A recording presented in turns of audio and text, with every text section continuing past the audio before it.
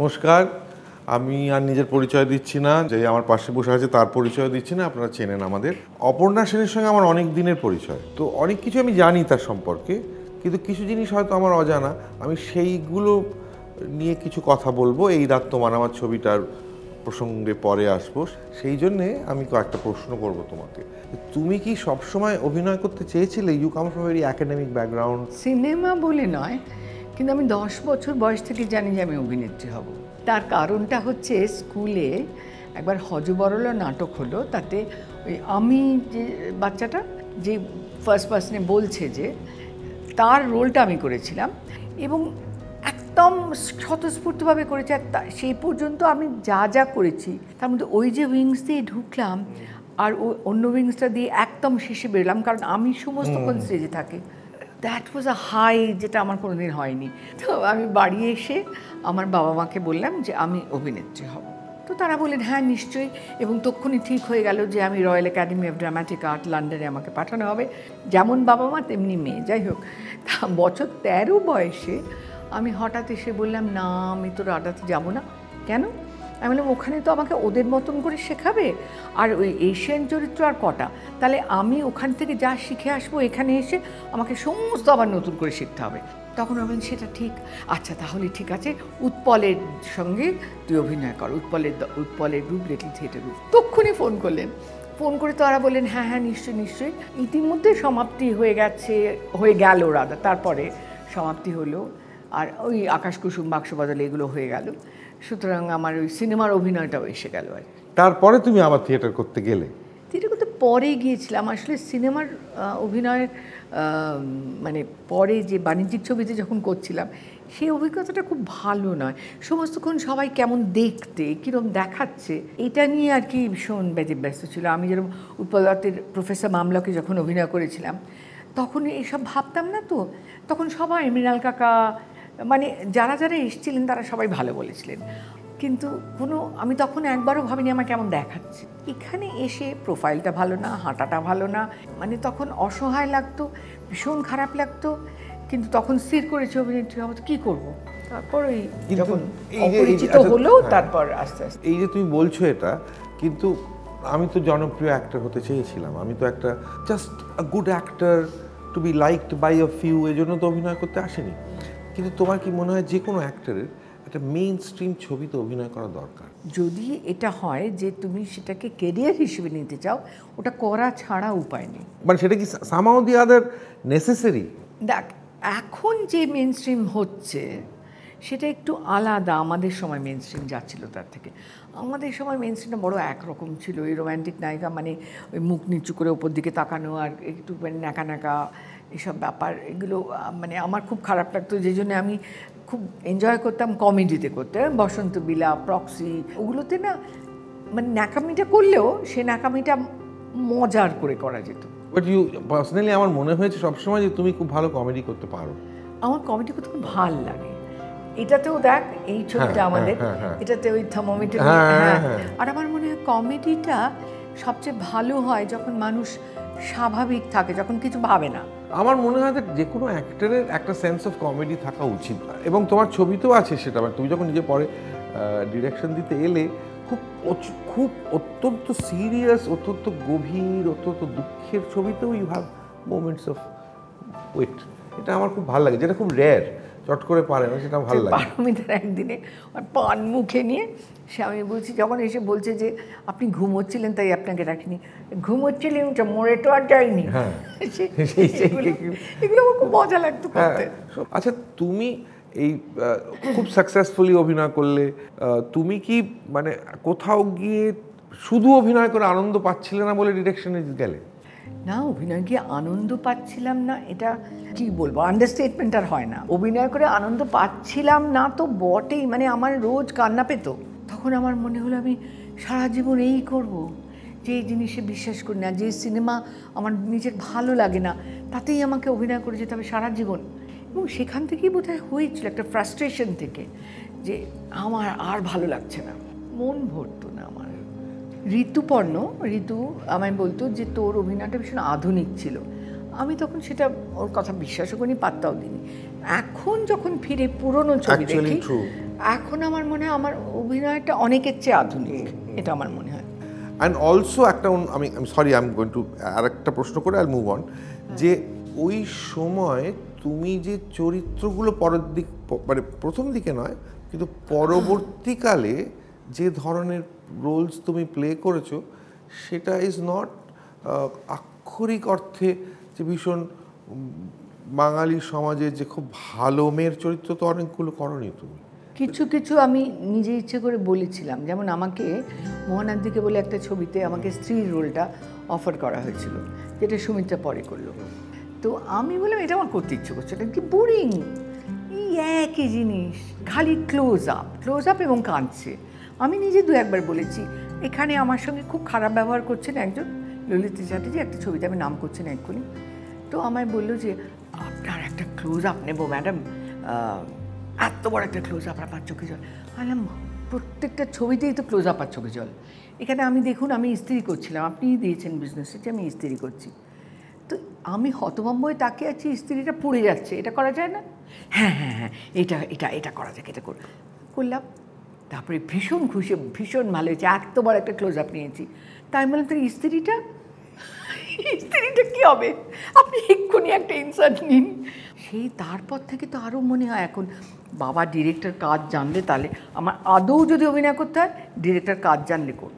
আমি একটু ফিরে, তুই প্রথম দিকে একটা শব্দ ব্যবহার করলে, I have nothing against it, and I grew up in that Ira when feminism was coming in. আমি তো 70s বড় হয়েছি, সো কিন্তু তোমার কোনো ফিল্ম আমার সেই অর্থে কোট আনকোট ফেমিনিস্ট মনে হয় না, বরং আই উড সে পুরুষ চরিত্রগুলো খুব ইন্টারেস্টিং হয়। আমি এটা তোমাকে মানে প্রেজ করার জন্য বলছি না, আমি সিরিয়াসলি বলছি।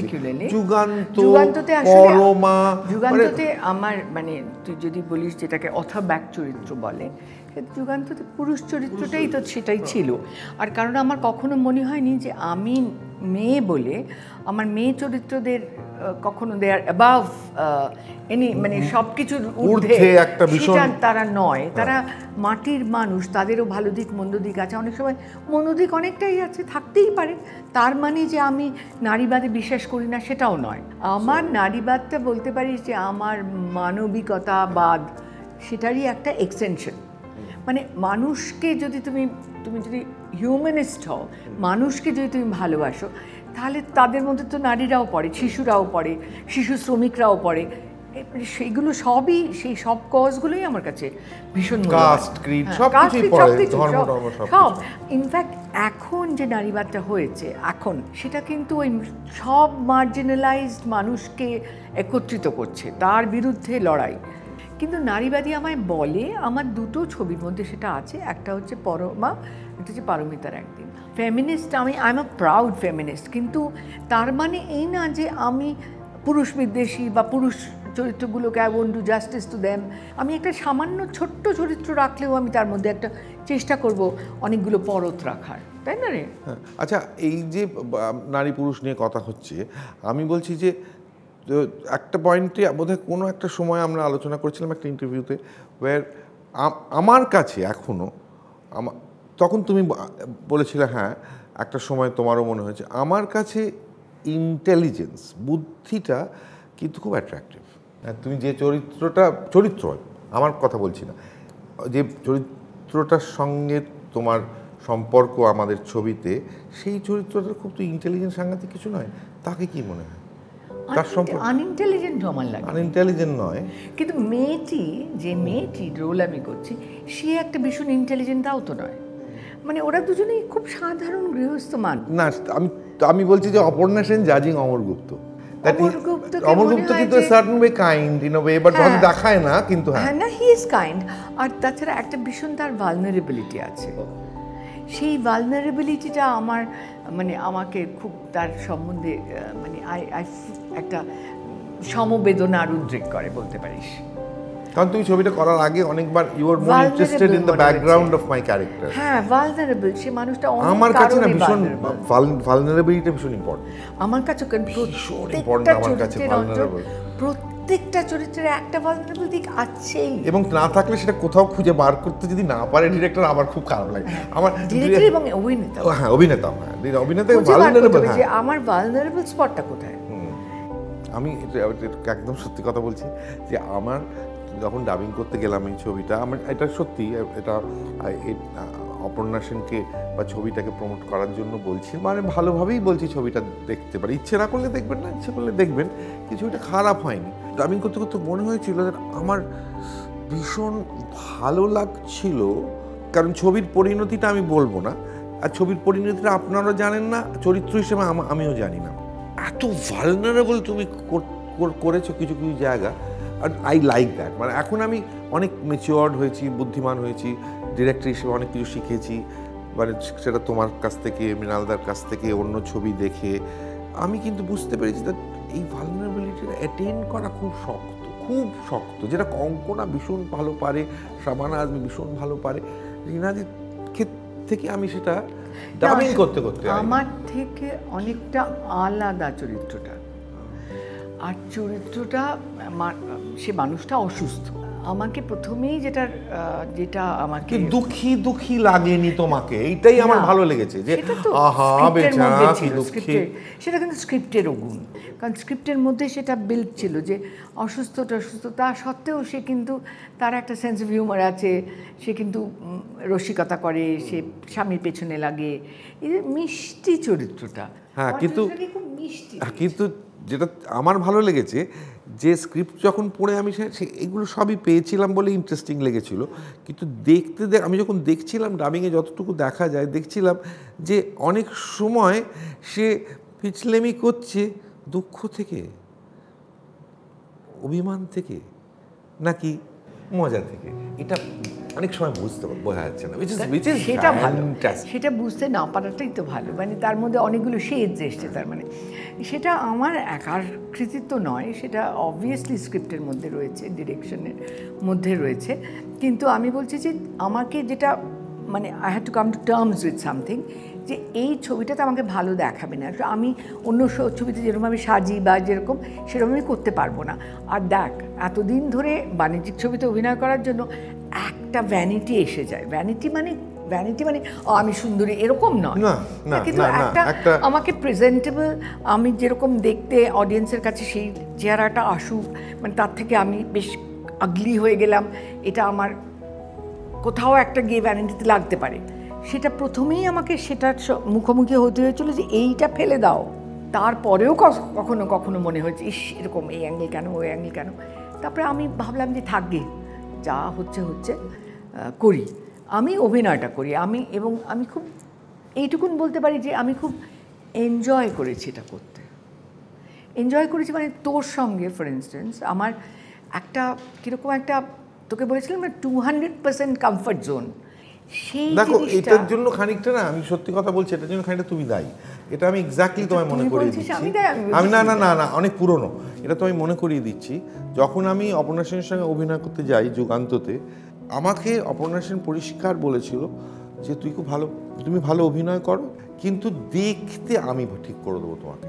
আমি রিয়েলাইজ করেছিলাম দ্যাট আমায় ক্যামেরাতে দেখতে ভালো লাগে না, and really Aparna Sen spent a lot of time trying to make me look not handsome but attractive on camera. এটা খুব জরুরি আমার পক্ষে, এবং আমি শিখেও ছিলাম যে যাই করি, ডেকো হোক না হোক, চুল থাকুক না থাকুক, মানে ওইটার মধ্যে কোনো কৃতিত্ব নেই। কুৎসিত দেখতে, ওটার মধ্যে কোনো কৃতিত্ব নেই। কুৎসিত দেখতে মানুষকেও একটা ডিগনিটি আসে, সেই ডিগনিটিটাকে বার করার আমিও চেষ্টা করি তারপর থেকে, মানে একটা সার্টেন ডিগনিটি রাখতে হবে। এটা গেল একটা। আর একটা, তুমি আমাদের কন্টিনিউয়াসলি বলতে যে স্বামী স্ত্রী হিসেবে তোমরা করছো, তোমাদের ওর বা হাত ঘাড়ে রাখতে পারছো না, ওর একটা ফিজিক্যাল ইন্টিমেসি মানেই চুমু খাওয়া নয়, মানে be comfortable with each other, একে ডিঙিয়ে যাও ওর বডি, হ্যাঁ ধাক্কা লেগে গেল, সরে যাওয়া, এরকম। আমাদের যখন আমরা ছোটবেলায় প্রেমের সিন করতাম, আমাদের বাঁধা কতগুলো ছিল যে হিরোর বুকের ওপর হিরোইন এরম করে হাত রেখে তার উপরে মাথাটা রাখবে, মানে কোনোভাবে শরীরটা ঠেকবে না একজনের সঙ্গে আরেকজনের, মাঝখানে হাতের একটা ব্যারিয়ার থাকবে। আমরা তাতেই অভ্যস্ত হয়ে গিয়েছিলাম।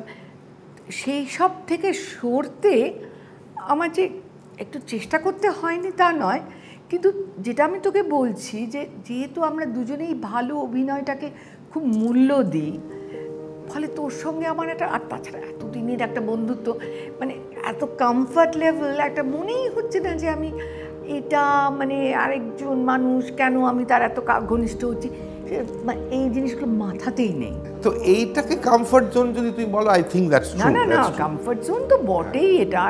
আর এইটা অনেক দিন চেনা থাকলে সেটারও একটা অনেক দিনের বন্ধুত্ব থাকলে একটা ট্রাস্ট বা লাইকিংস এরও একটা মিল থাকলে হয়তো এগুলো হয়। তবে আমার কাছে দেখে মনে হলো যে ভীষণ বিলিভেবল লাগছে, প্যানপ্যানানি ন্যাকা সম্পর্কের গল্প নয়। আর খুব যেটা আমার ভালো লাগলো সেটা হচ্ছে যে এই যে একটা রাতের গল্প, এইটাকে যেটাকে আমরা বলি নাইট অফ রেকনিং, মানে সত্যের মুখোমুখি হওয়ার একটা রাত।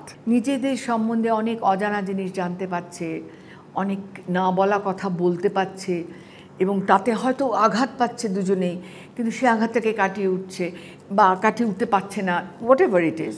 এই যে এটার মধ্যে যে একটা ঘাত সংঘাত রয়েছে, এইটা আমার খুব ভালো লেগেছে। তো তোমার কোনো ছবি এরকম আছে যেটা তোমার মনে হয় যে আমি করলে একদম কমপ্লিটলি রিওয়ার্ক করবো? না, পুরোটা রিওয়ার্ক করবো হয়তো না, ইতিমৃণালিনী, কিন্তু আমার যুগান্তর শেষটা মনে হয়, আমাদের সেই আগুন জ্বালানো নিয়ে সমুদ্রে যে ব্যাপারটা হলো, এখন মনে হয় আজকে যদি আমি যুগান্ত করতে পারতাম তাহলে আমি যা যা চাইছিলাম যুগান্ততে, মানে যুগান্ততে যুগান্তের স্ক্রিপ্টের একটা জোর ছিল, অভিনয়ের একটা জোর ছিল, সব মিলিয়ে যুগান্তটা উতরে গিয়েছিল। এখনও লোকের ভাল লাগে বলে, অনেকেই বলে। অনেকগুলো জিনিস ছিল যেগুলো আমি খারাপ বলছি না, ভালো, কিন্তু আমি বলছি যে এখন যদি আমি করতে পারতাম, যে আমাদের যে এখন সিজি হয়ে গেছে কম্পিউটার গ্রাফিক্স, তাই দিয়ে কতগুলো জিনিস যেগুলো করতে চাইছিলাম সেগুলো করতে পারতাম আজকে। আচ্ছা, আমি এখন শেষ করতে হবে। আমাকে যা প্রশ্ন করা দেওয়া হয়েছিল একটাও আমি করিনি, তবে আমার মনে হয় এই আলোচনা থেকে অ্যাটলিস্ট একটা জিনিস পেলেন, যে একটা আন্তরিক আলোচনা থেকে আমার মনে হয় আপনারা যদি ছবিটার মধ্যে একটা অদ্ভুত আন্তরিকতা আছে, এবং যদিও সেটা বয়স্ক দুটো চরিত্রের ছবি, এটা অল্প বয়সীদেরও ভালো লাগবে, কারণ ছবিটা আধুনিক, তো ভালো লাগবে, দেখবেন। Thank you.